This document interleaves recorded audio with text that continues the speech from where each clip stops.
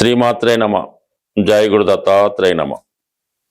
కర్కాటక రాశి వారికి ఈ వారం రాశి ఫలితాలు పరిశీలించినప్పుడు రాశి అందే గురుగ్రహ సంచారం జాతకుడికి ఎంత అదృష్టాన్ని ఇస్తుందో, మరి ఈ వారం అంతా కూడా 11వ స్థానంలో సంచరిస్తున్నటువంటి కుజుడు అంతకంటే 10 రెట్లు ఫలితాన్ని ఎక్కువ ఇవ్వడం జరుగుతూ ఉంటుంది.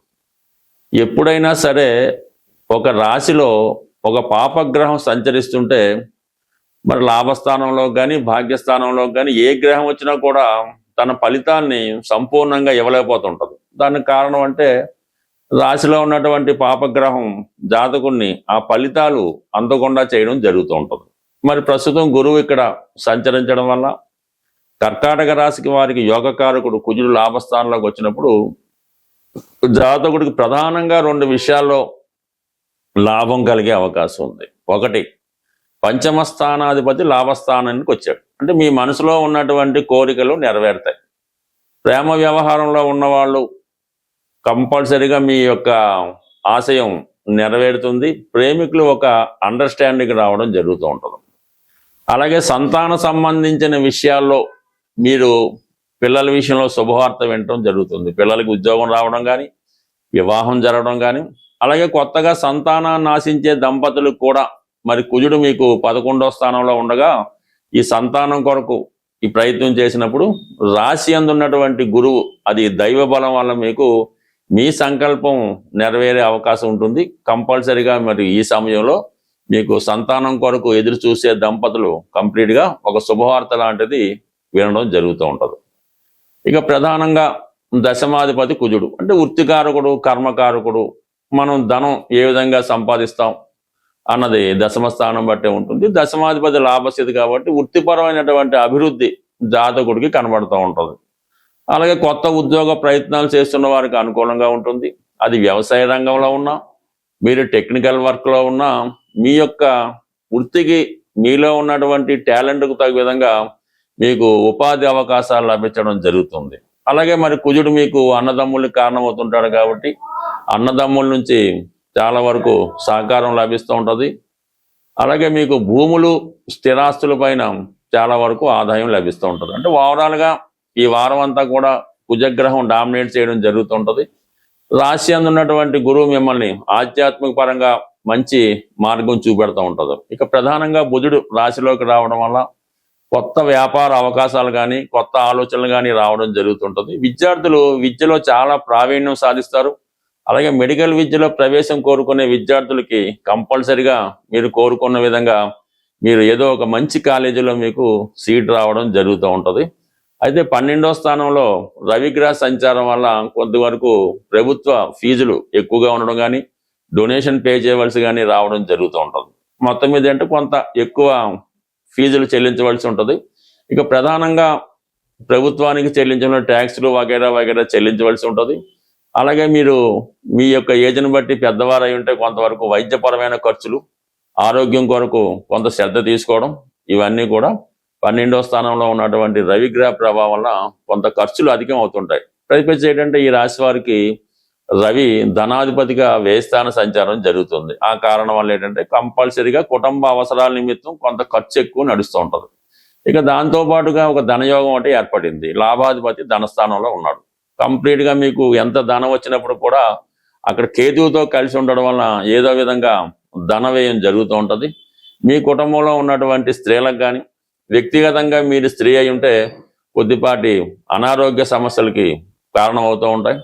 అలాగే కుటుంబ సభ్యుల మధ్య చిన్న చిన్న విభేదాలు లాంటివి కూడా ఈ సమయంలో రావడం జరుగుతూ ఉంటుంది. ఇక ప్రధానంగా ఈ వారం అంతా కూడా ఇంచుమించుగా ఈ గ్రహాలన్నీ కూడా రాహుకేతువుల మధ్య ఉండిపోవడం వల్ల ఏ పని ప్రారంభించినా కొద్దిగా ఆటంకాలతో ఎదురవుతుంటాయి. ఈ ప్రధానంగా మన కర్కాటక రాశి వారికి 2, 8 స్థానాలు ఎఫెక్ట్ అవుతాయి. అంటే 2 అంటే కుటుంబం, 8 అంటే అనుకోకుండా జరిగే సంఘటనలు.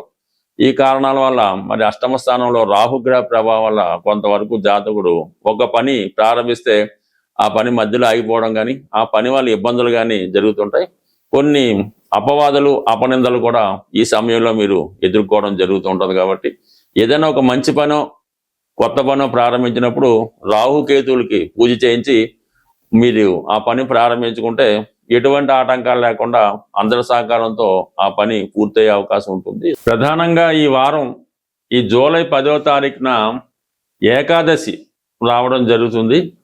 సాధ్యమైనంత వరకు ఎక్కువ ఇబ్బందుల్లో ఉన్నవాళ్ళు ప్రతి ఏకాదశికి నియమంగా ఉంటూ సత్యనారాయణ స్వామి వారి వ్రతం చేయించుకోవడం కానీ, సత్యనారాయణ స్వామి వారి ఆలయం దర్శించడం కానీ, లేదన్నా ఎవరైనా ఈ వ్రతం ఆచరిస్తున్నప్పుడు అక్కడ మీరు కూడా పాల్గొనడం వల్ల కంప్లీట్గా మీకు ఈ ఏకాదశి నియమం పాటించడం వల్ల ప్రతి నెలకి 2 సార్లు ఈ ఏకాదశి రావడం జరుగుతుంటుంది.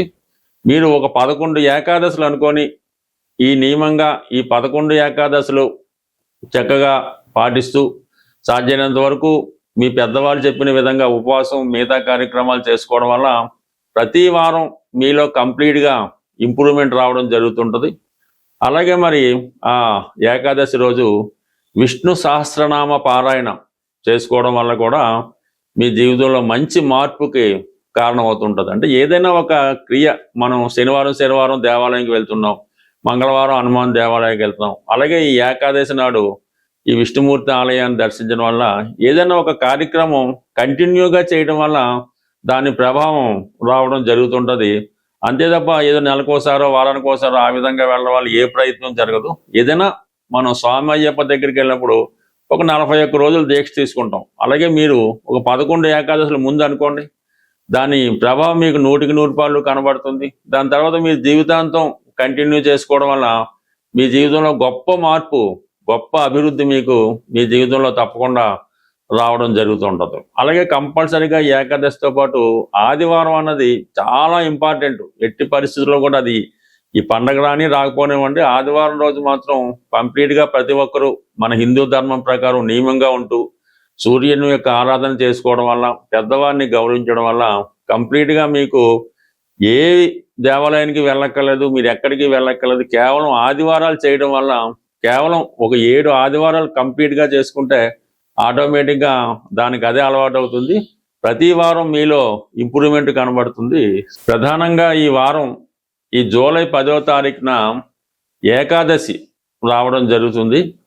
సాధ్యమైనంత వరకు ఎక్కువ ఇబ్బందుల్లో ఉన్నవాళ్ళు ప్రతి ఏకాదశికి నియమంగా ఉంటూ సత్యనారాయణ స్వామి వారి వ్రతం చేయించుకోవడం కానీ, సత్యనారాయణ స్వామి వారి ఆలయం దర్శించడం కానీ, లేదన్నా ఎవరైనా ఈ వ్రతం ఆచరిస్తున్నప్పుడు అక్కడ మీరు కూడా పాల్గొనడం వల్ల కంప్లీట్గా మీకు ఈ ఏకాదశి నియమం పాటించడం వల్ల ప్రతి నెలకి 2 సార్లు ఈ ఏకాదశి రావడం జరుగుతుంటుంది.